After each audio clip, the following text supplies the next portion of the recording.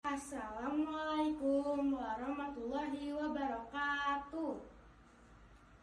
Napangkeun nami abdi Audrey Diwa Adifa nu asalna ti SD Alhamidiyah. Abdi bade nyintonkeun dongeng fabel anu judulna Japati jeung Sirem. Aya sirem sakieu ngisi walungan kangarayap kahandap manehna ti soledad.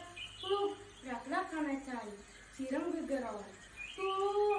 Tulung manehna ti soledad. Kabanaran aya Japati cindeuteun dina dahan kai anu ngodot ka aliran cai.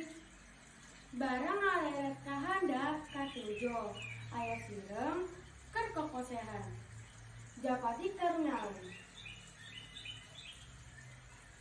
Geleber hiber nyamperkeun bari ngeget daun selembar. Song diasongkeun ka harapan sirem. Sirem tuluy muntang kana daun. Daun ku Japati dibawa ka darat. Sok digolarkeun dina tanah. Nuhun Japati, kuring geus ditulungan.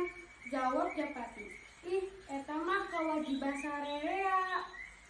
Nulungan batur anu cilaka eta wajib. Manuk ciung jeung ti kukur ti sawah hiber ka mana.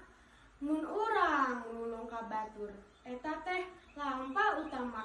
Hatur nuhun. Wassalamualaikum warahmatullahi wabarakatuh.